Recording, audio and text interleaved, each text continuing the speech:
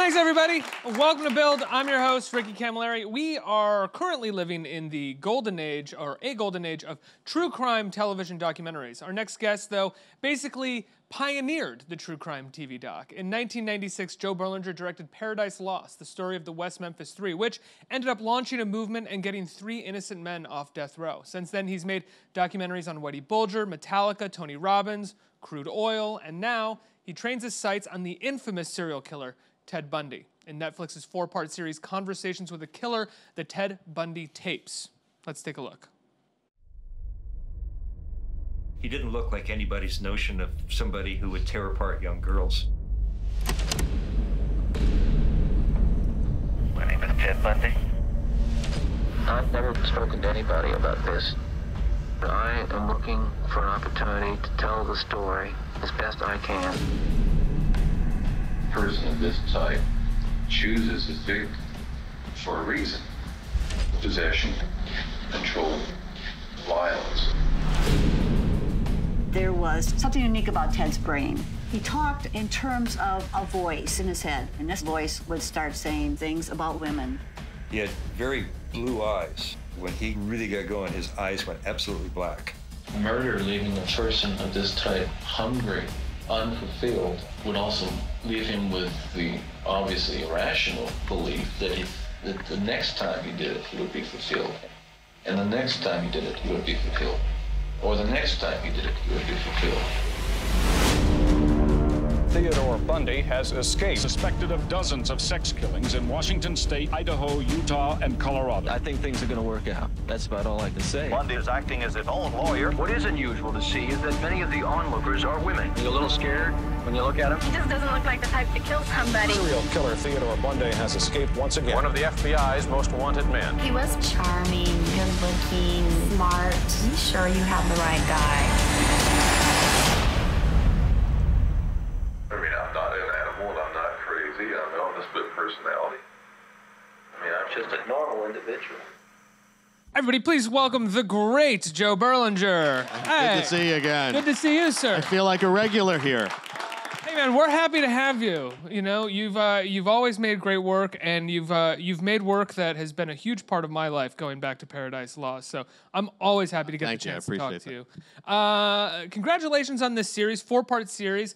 From what I understand, massively successful. Within a week of it coming out, everybody that I knew was asking me if I had seen it, where people were posting about it, and they were fascinated, and it became somewhat of a polarizing conversation pretty quickly. But before we even get to that, what made you want to talk about Ted Bundy? You just released a movie at Sundance about him as well. So what fascinated you with Ted Bundy? Clearly his story, I mean, in some ways had been told before. Yeah, you know, 2 things about Bundy. One is that he defies all expectations of what a serial killer should be. Charming, good-looking, you know, white. So our culture teaches us that upwardly mobile white men are safe. And we want to think that serial killers are, you know, like Buffalo Bill in Silence of the Lambs. Great movie, not knocking it at all. That's one, you know, I revere that movie. But we want to think that serial killers are these dark, twisted-looking, easily identifiable people, because that implies, oh, well, we can identify them and we can avoid them. But what Bundy teaches us is that the people who most do evil in the world are often the people closest to us and the people you least expect. Whether it's a priest who commits pedophilia and holds mass the next day, frankly, whether it's a corporate CEO of a polluting corporation who's denying climate change and repressing the research and goes to bed at night, you know, knowing that their industry is killing people, or the CEO of a pharmaceutical company which has shoved, you know, opioids down the throats of a whole generation, creating addicts. Synthetic heroin into the heartland. You know, and I'm sure those people have loving families and a warm circle of friends, but to me that's also compartmentalized evil. And the worst extreme of compartmentalized evil is somebody like Ted Bundy, a serial killer who had friends and colleagues and a live-in girlfriend, which is the subject of the feature film with Zac Efron. In my experience, doing real crime, those are the people who most do evil. And for me, as the father of daughters, you know, the lesson I want my daughters to know, and the lesson I want young people to know who may be who have heard of Bundy. Actually, I've been surprised. So many people have, in the younger demographic of my children's age, don't even know who Ted Bundy is. I get surprised when people don't know who Ted Bundy is either, but then I remember, oh, you didn't have like a 2-year phase where you just Wikipedia'd serial killers while you were bored. Okay, Right. never mind. So one of the motivating factors for me wanting to do the doc series and then the movie, which frankly fell in my lap, and we can talk about that. There was no master plan to come out with a doc and a movie at the same time. It's just very coincidental, and but wanting to do the documentary initially, which then led to the movie, was, I think, it's a lesson young people can't learn enough. Those who deserve your trust often violate it, so somebody better deserve your trust before you give it to them, And I think that's so important. This is kind of a sorry. I was just going to tell you the second reason why I'm fascinated with the story. I know I'm long-winded, so let me give you another long-winded reason why I am fascinated with the story. I am a purveyor of crime programming.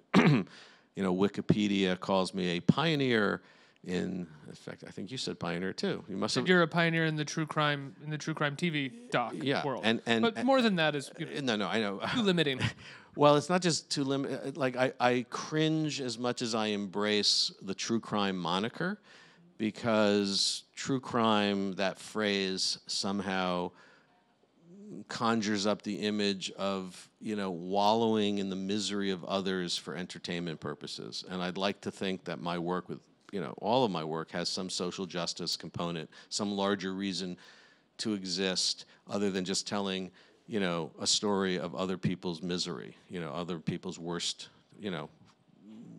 thing that could ever happen to somebody.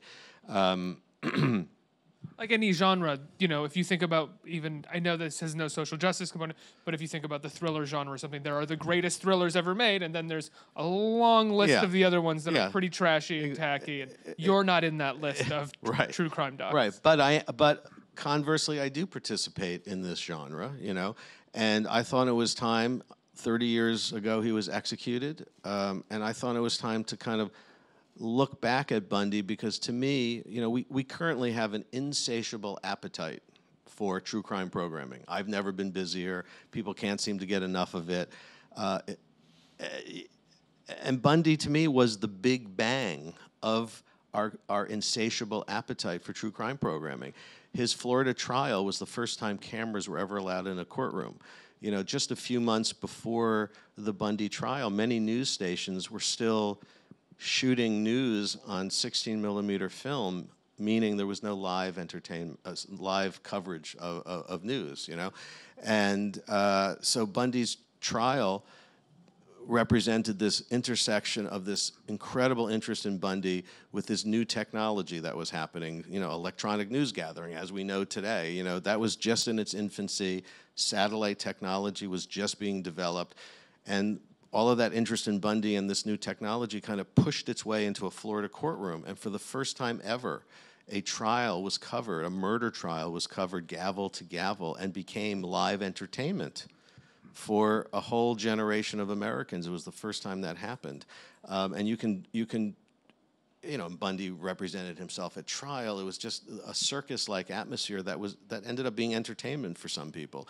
And you can trace that line from Bundy's trial to Bundy's execution 10 years later. Bundy's execution was intersecting around the time mobile satellite trucks were starting to become common. Now, you name the crime scene or the salacious crime, and 50 satellite trucks with satellite dishes pull up to the crime scene. That Bundy's execution was one of the first times an event like that. Obviously they didn't film his actual execution. Only witnesses get to witness that. But all of that attendant hoopla, we were talking about it before. All these people with signs, "Burn, Bundy, burn."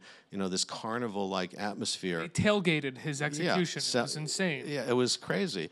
That became a live television event, and then you can trace that line to 7 years later is the O.J. Simpson trial, when there's this proliferation of cable stations and the 24-hour news cycle is now in full swing. And to me, this is how we got to where we are today, with people just having a seemingly endless appetite. And I have a conflicting I have a conflicting relationship to the popularity of true crime. On the one hand, obviously I make lots of it, and I'd like to think I do it responsibly.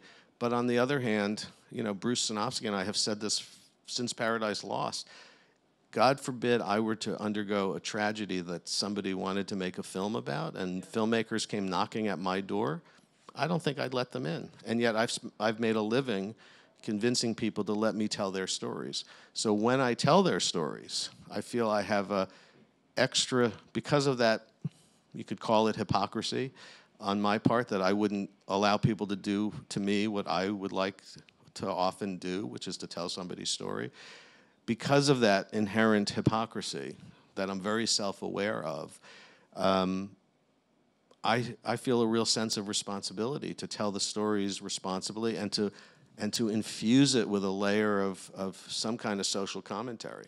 I have that same hesitation as of recently when it comes to opiate-based documentaries. I feel like there's been a plethora of documentaries about the heroin epidemic, and so many I've seen have just felt like they are reveling in the grittiness of addiction, and they're not saying anything anymore. It's just like, yeah, we know people do heroin. I'm not really sure what we're supposed to get out of watching this man shoot up in a gutter. And I feel that way sometimes with true crime documentaries, mostly when I watch Dateline, though. That's where you sort of get that feeling. So given that background about me and where I'm coming from, you know, some of the commentary out there on the internet that we are glorifying Bundy, you know, I find, you know, troubling, because the last thing I think we're doing is glorifying Bundy. We're trying to tell a cautionary tale that can't be repeated enough for young people, in my opinion, or for anybody, frankly, you know. I think as soon as people hear a subject in the documentary, or an interview subject in the documentary say, he was handsome, he was charming, he was this, it immediately overshadows the following person who says he was evil. Yeah. Because you have both of those things within the documentary. Yeah, and of course... many people say he was impossible to talk to. He just talked about himself. He's one of the most narcissistic people I've ever met. Exactly, but he was also charming and persuasive. Most narcissists are. That was his stock in trade. That's how he lured women to their deaths, by feigning an injury. Like, I have a cast. Can you help me with my books? I'm on crutches. Can you help me? You know, bring this to my car. And then he'd club women over the head. I mean, all of his friends thought he was, you know, a swell guy. One of the more fascinating aspects of the Bundy story is that in his initial killing, you know, he was a multi-state killer, but he started off in Seattle. His initial Seattle killings in and around University of Washington and other colleges nearby, his initial MO was to, you know, find an unsuspecting female walking alone and convince her to help him, and then he would knock them over the head when they weren't looking and do terrible things to them. He then progressed to, after a handful of those kinds of killings, he then progressed to daytime killings. He became much more brazen. There was an area outside of Seattle, there is an area outside of Seattle called Lake Sammamish State Park. It's a lake, and people go there to enjoy, and it was a busy Sunday, and he attempted to abduct, well, he successfully abducted and killed 2 women in one day, but he went up to several people who rebuffed him, but obviously he ended up being successful. But he went up to enough people to abduct the 2 girls he ended up abducting, and he used his real name, Ted. He said, "Can you help me put a boat on my Volkswagen?" because he was in a fake cast on his arm. And so by the time the police realized 2 people had disappeared and they started canvassing the people at the park, they were able to do a composite sketch that looked a lot like Ted. And so a paper in the Seattle newspaper that circulated, there was an article with a composite photo of Bundy that, you know, wasn't the spitting image, but it resembled him.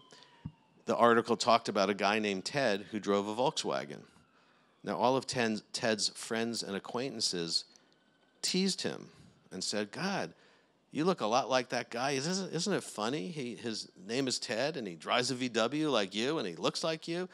They didn't even think, "Oh, shit, this may be our guy," because he was white, good looking, all the cues that our culture tells us is that's not a dangerous person. That to me is the most shocking. So when some people, because I would say the film, both the film and the doc series have actually, people are loving it, but some people are, saying, we're glorifying him because we're wallowing in his good looks. Well, like, why did you cast Zac Efron? Well, we cast Zac Efron because A, he's a fucking great actor and did a really great job. But we're poking a hole in his teen heartthrob image because Bundy's stock in trade was good looks and charm. That's why we cast Zac Efron. While we were watching the documentary, my wife kept saying, he looks like Rob Lowe. When she kept going, did Rob Lowe ever play him? Why didn't that happen? Also, I just have to say, it's really weird to have his eyes this big next to my face right now. Oh, yeah. I keep kind of looking over and be like, oh, it's Ted Bundy's face. I want to go back to something that you said at the beginning of this interview, which was the compartmentalization of evil. Yeah. And you talked about CEOs, and you talked about the way that he did it. And then you sort of started talking about the way that true crime has become almost ubiquitous because of how easily it can be covered. And I would also say that the compartmentalization of evil in a lot of ways has become ubiquitous in our culture, from the CEO down to the normal person who accesses information via their phone, which is made with parts mined from some sort of place. And we all are kind of part of the ubiquity of some kind of evil. Do you see this as kind of the beginning of that? And does it feel like that is more prevalent now, an evil compartmentalization? I don't think this was the beginning of it. Evil has existed since, the beginning of time. I just look at things. I think there's, we want to think that serial killing is some separate, aberrant behavior on the spectrum of human behavior, that it just exists over there somewhere. And I have a slightly more nuanced view. I think sociopathic behavior is one long continuum. And on the lightest end of the continuum, we've all had a boss who is just jerky to you, mean, but presents a positive face, and they're a wonderful person to their superiors. That's just one example of just, I think, slightly sociopathic behavior, and I think we can all, oh yeah, I had a boss like that. Well, I did. I don't know if everyone did. And then you move along the line, and I think the corporate CEO who goes to bed at night knowing they're killing people, which not the wonderful corporations out there, lots of great CEOs. If you work for a corporation, I'm not saying you're evil, let's be clear. But there's a couple of industries that do bad things and repress research, and the results of their activities are killing people. I mean, climate change is real. And well, that's all that they see it as is research. They don't see a human face at all on any of it. And the opioid thing is the most flagrant example. I mean, those companies, in particular, one company repressed research about how addictive these drugs are, and literally told their salespeople to tell doctors the opposite. And I'm sorry, that's evil. People are dying. More people die each year of opioid addiction each year than in the entire Vietnam War. I mean, it's a crisis, and it could have been avoided, and it's been highly irresponsible. That's sociopathic behavior, in my opinion. That's compartmentalized evil. Then you get all the way down to a guy like Ted Bundy. He craved normalcy. He had a live-in girlfriend. He was a wonderful, by all accounts, and I've spoken to the real Liz Kluffer, and I've spoken to the real daughter, went out to visit them. It's why I wanted to make the movie. They thought he was a really good guy. She had a series of bad relationships, and along comes Ted. They meet in a bar, and they quickly move in together. He kept a separate apartment. That was the key to why he got away with his crimes for so long, but they essentially lived together. And, so that was the driving force of wanting to do the movie, because he presented one face, but obviously had another. And to me, all of this is along one long spectrum of human behavior. And I think evil is just not explainable. A lot of people, even in our docuseries, we give different opinions as to what made him snap. But I think trying to explain it in those terms is actually illusory for people, because you can't explain this kind of evil. Well, he can't even explain it. Yeah. You know, a lot of people, you know, want to believe or have said, well, when he found out that he was illegitimate, you know, his mother gave birth to him out of wedlock in 1946 when that was a much bigger deal, and they hid the secret that he was the product of an illegitimate birth. And when he found out the truth as a teenager, that made him snap. He had a girlfriend in college, his first girlfriend, with long hair parted in the middle, who was of a higher social class than he was.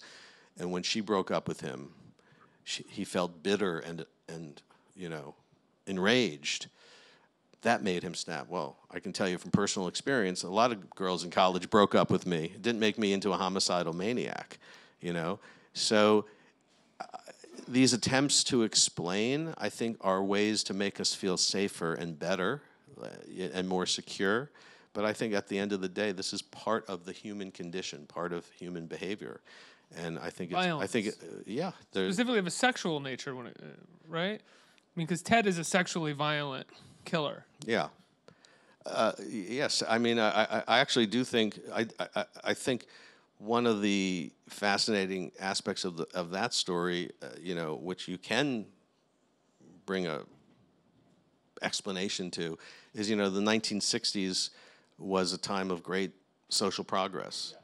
Women were becoming sexually liberated, emancipated in all the right ways, moving more into the workforce, traveling alone, hitchhiking, and that, unfortunately, the downside of that is that enraged white inadequate men, and you saw this surge in serial killing in the 70s, and a lot of it was sexual violence against women, and I think that was, you know, one of the downsides to, you know, our you know, where we are today. I mean, I think you can trace some of the seeds of the Me Too movement to all that sexual predatory behavior that just blew up in the 70s. When you decided to do this documentary about Ted, what were you most surprised by? What did you already know, and what shocked you the most? You know, just listening to these tapes, you know, the author Stephen Michaud, who wrote a book, Conversations with a Killer, that came out several decades ago, based his book on these tapes. He did hundreds of hours of interviews over a 6-month period. And when he reached out to me in January of 2017 and said, you know, I have these tapes, and do you think there's a series here or a documentary? I actually was dubious because so much has been done about Bundy. But I said, send me the tapes, let me listen. And I just couldn't put them down because it was such an interesting deep dive into the mind of a killer so that you understand emotionally what you've read intellectually.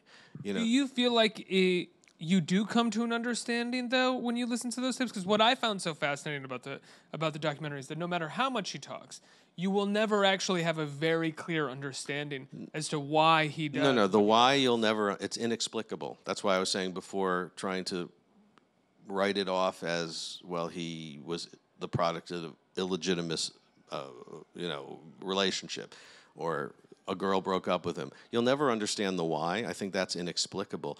But what you will understand is how victims, and that's why some of this criticism, oh, you know, you're glorifying the killer at the expense of the victims. Just the opposite. The whole point of both of these films is that we want to understand the victim's experience. How do you become seduced by this type of psychopathic behavior? And those tapes and listening to him talk, you understand he was highly intelligent, diabolical, and highly believable. That's what chilled me to the bone. You know, there are elements of his personality and what people say about him that remind me of someone right now. I won't say names that people can guess who I'm talking about, not to be cheeky or anything or coy, but he sprays as much at the wall as possible as a liar, and then picks and chooses what people glob onto, right? He's constantly lying, and that's why he's kind of illusory and why it's hard to understand even where he's coming from when he talks, because he almost doesn't know when he's lying at certain points. He's lying so much, and it becomes such part of his addiction, it feels like, and part of his compulsion is to tell lies. and to present himself as something other than what he is, even if what he is in that moment is just fine for what he needs. Does that remind you of someone right now as well? Gee, we could talk about that. Look, I don't want to equate, I don't want to equate a serial killer with the highest office in the land. I think that's a little too much, but I do think that someone who is narcissistic and has self-preservation as the most important value of all, I think you could draw some corollaries there for sure. Yeah, absolutely. I guess that's what it is, self-preservation. There's a moment in the trial where he decides to represent himself, where he is interviewing the police officer who was the first responder on the scene for one of his murders. Is it the sorority house? Yeah, it's the Chi Omega sorority house, yeah. Where he murdered 2 women and assaulted 2 others, right? Yeah. And then ran down the street and killed another, bludgeoned another woman. I mean, that's the crazy. I mean, the crazy thing about this story. Here's a guy who escapes from prison not once but twice while being held for murder in Colorado. He's basically scot-free in his second escape. Exactly. He's on the lam in Florida, and 2 weeks after his second, not his first, but his second prison escape, he's in Florida, and particularly someone who's demonstrated such a desire for self-preservation, you would think that even a psychotic killer would have the presence of mind to lay low and not call attention to himself. And yet, it's in Florida just 2 weeks after the second prison escape that he goes on this murderous rampage at the Chi Omega sorority at Florida State University. He bludgeons in one sorority house 4 women, thinking he's left 4 for dead, 2 survived. And then he runs down the street a few blocks away and enters another college residence and bludgeons yet another woman, leaving her for dead, but she also survived.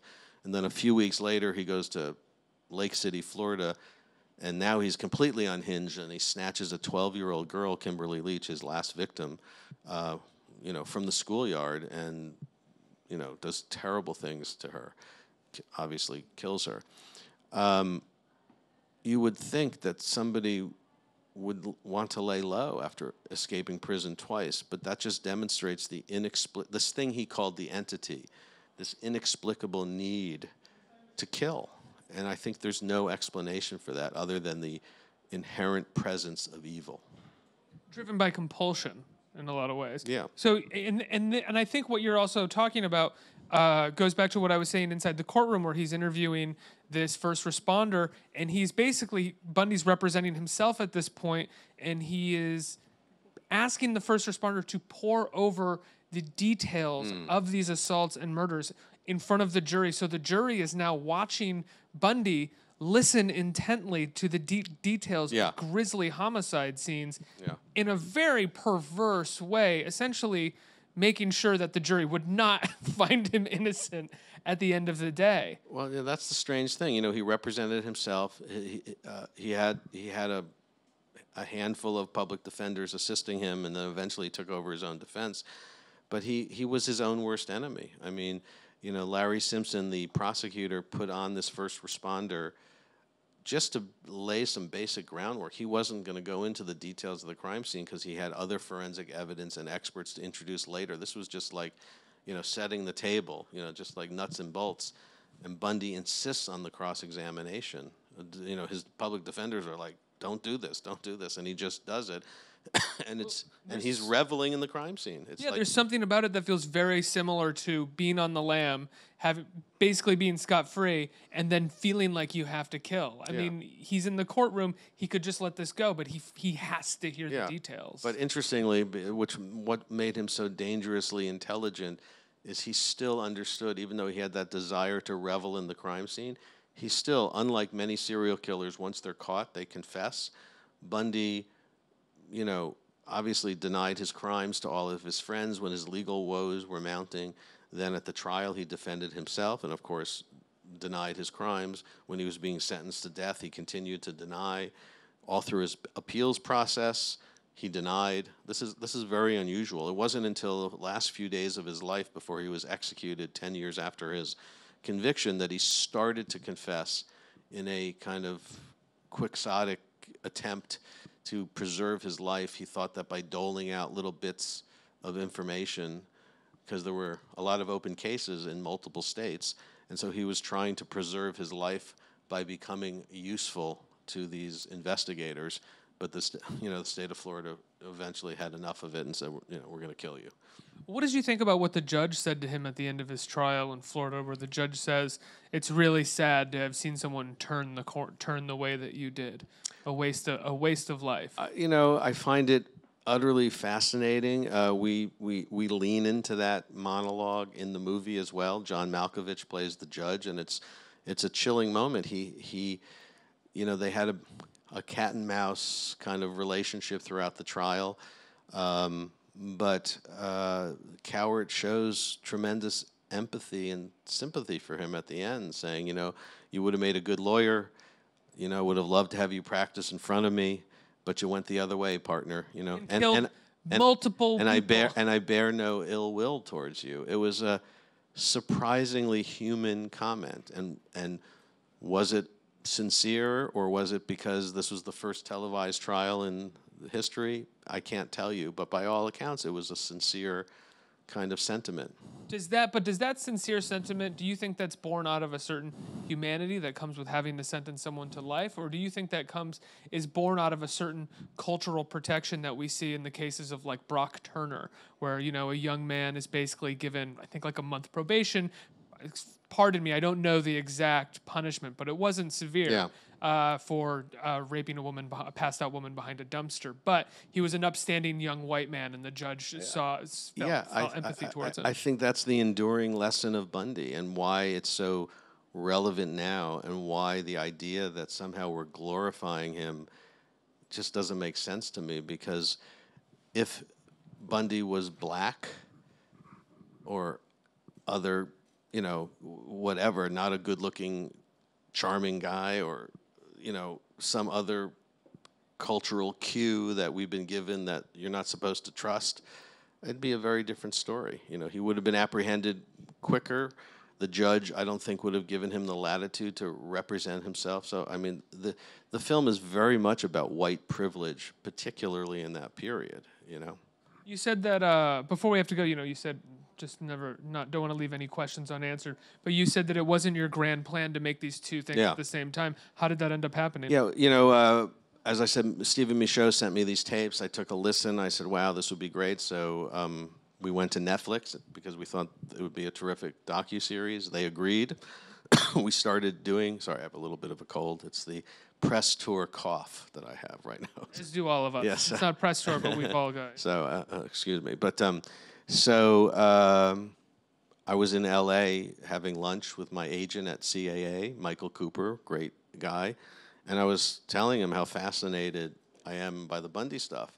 And it's just, you should read this script. He remembered a script that's on the Hollywood blacklist. The Hollywood blacklist are scripts that executives and agents and people in Hollywood think are really good, but they've been sitting on shelves for years because nobody can quite figure out how to make them, what the way in is. So Michael Werwie wrote a terrific script called Extremely Wicked, Shockingly Evil, and Vile, and it won an Academy Nichols Prize. It was a beloved script. It read great, but no one could figure out how to make it. Like, what's your way in? What's your point of view? And so he sent it to me to read it. And we weren't even thinking this is going to be my next project, per se. Just I was doing Bundy. He sent me the script to read. I loved it. And I said, wow, this is actually great. Let's take a crack at it. But movies take forever to set up. It's like you're endlessly, especially independent films, you're endlessly pushing the boulder up the hill, and either the actor falls out or the money falls out. I mean, things take years to get done. So mid-April of 2017, while I'm deep in the documentary, I read the script. I said to my agent, I love this. I think I actually have a way to do this. So we got the producer who owned the rights on the phone, a guy named Michael Costigan. I pitched him on how I would do the film. He said, great, let's try to set it up. Literally the next week at a meeting of agents at CAA, their weekly meeting where they discuss what their clients are interested in doing, my agent said, hey, it was like project number 800 they were talking about. It wasn't a meeting about me. They were just kind of going through the project. You know, Joe Berlinger's doing a Bundy, you know, docuseries, and he finds Extremely Wicked, you know, intriguing. Everyone knew the script, and so Zac Efron's agent, who's also at CAA, said, "Oh, well, Zac, why don't we have Zac read it? He's looking to do something different, you know." And when you ask somebody at Zac's level to read a script, it's a very considered decision because it's called a reading offer. When you give a talent like at Zac's level, if they read the script and they say, "I want to do it," you're basically making them an offer, if you know what I mean. Yeah. But because you can also then take that them wanting to do it and go get money to make exactly. the movie. And so if they're going to take the time to read it, if they say yes, you're obligated. But I didn't have a moment's hesitation. The moment that idea was articulated, I said that's a brilliant idea because I think he's a terrific actor, and I think we're playing with his teen heartthrob image in a way that a documentarian can sink his teeth into to bring some real aspect into a scripted movie. And so Zac read it, loved it, and 2 weeks later, the producers were at Cannes. You know, Cannes is not just a film festival, but it's a place to raise money for movies. And the idea of Zac playing Ted Bundy immediately sold. And so within 6 weeks of me having, 5 or 6 weeks of me having read the script for the first time, I had a greenlit, funded movie starring Zac Efron, which never happens. And when you found out it was greenlit, like 5 or 6 weeks later, was your first response like, "That's amazing," or was it like, "Shit, I gotta make this movie now"? A little of both, to be honest, because I had the documentary series, and it happened all so quickly. I was like, this, you know. Is this your first narrative since what? Well, I don't want to remind viewers that my name is associated with the you know, most reviled sequel in cinema history, Blair Witch 2, which happened 20 years ago. But you know, that experience was so off-putting because my vision of the movie, which, you know, if Lionsgate would ever release my director's cut, I'd stand behind that film. Is there a director's cut that is locked in a vault somewhere really? That I would love to be released? So Lionsgate, if you're listening, please let it out. Why not? I mean, why not? I don't know. I've asked many times, just but throw it up on a streaming network. They did that with Fair Game last year. Doug Liman's director's cut. You know, if somebody takes the existing version of Blair Witch 2 and removes all the gory recreations which were shot against my will, and if they take, there's a scene of all of the tour, you know, Jeffrey Donovan who plays the tour guide, and you know, if the stars of the movie there's a scene where they're being interrogated by the police that's intercut throughout the entire film. If you take all those moments and put them at the end and make one long 8-minute scene as a reveal, which was the intention, my director's cut, and you remove all the gory recreations, which were anathema to me, that is very close to and take out some of the, like, one bad song shoved in after the other because they wanted to sell us a soundtrack. That resembles my director's cut, you know. And that movie, maybe people would have hated that movie as much as they hated the movie that came out, but at least they'd be hating something I created. What's worse is people hating something that your name is on, but it was not your cut. I mean, far from it. But that turned me off of, you know, I re-embraced documentary because I'm the author of my work, and, you know, I get Final Cut on my docs, and, you know, that was just a terrible experience. So it's taken a while for me to want to get back in the game, and I'm back. Did this wind up being a good experience? Great experience. Would you do it again, or is it something that you're not necessarily desperate to do? It's just like if the right thing comes along. If the right thing comes along, I learned. You know, the other lesson I learned from Blair Witch 2 is I saw it more, to be honest, as an economic opportunity. I was recruited to shoot I was recruited based on the heat of Paradise Lost. I was recruited to shoot, you know, the sequel of that film, and I wasn't passionate about it. I still will go to my grave defending my cut of the movie. Doesn't mean people would have liked it, but I made the movie for the wrong reasons. And so I love this doc series. I love, you know, like many of my greatest experiences have happened since the failure of Blair Witch. The Metallica film was the greatest adventure I've ever had. Continuing to work on the Paradise Lost series, which got the West Memphis 3 out of prison. You know, I wouldn't trade those experiences for anything. So for me to be captivated by another scripted film, it would have to be one that I'm I mean, it sounds so simple. You have to be totally passionate about it because it's not easy making a film. Even a bad film is hard to make. It's just a grueling experience. So, sure, I'd love to make another film, another scripted movie, but I also would love to make another great documentary. Do you have one lined up? Another story that you're working on? I got a couple of things cooking. Lighter fare. I jokingly tell people that my filmography kind of divides into two buckets: murder and music. Oh, right. And I've spent so much time doing murder the last 2 years and staring into the abyss of evil and looking at the depths of human depravity that I need to go off and do a music film and remind me of the heights of human achievement. And well, your first, it's not necessarily your breakthrough film, I think Brothers Keeper before that was, but Paradise Lost was a bit of both. It was both murder and music. That is not just true. because you're using the Metallica songs. Oh, you're right. Because it is. I never it's thought very of much that. about these kids who are accused of this because of the music they listen to. Can I steal that from you? 100%. Perfect. Yeah, I can be your agent. Don't All worry. right, cool. Thank you so much for being here, Joe. I love your work. It's always a pleasure to have you here. Love talking with you. Conversation with the Killer, the Ted Bundy Tapes, is on Netflix now. It's an incredible watch, even for someone who felt like they knew everything there was to know about Ted Bundy, which is a weird thing to say out loud. I was still fascinated, and there were things that I learned. Joe Berlinger, everybody, give it up. Thank you. Appreciate it. Thank you.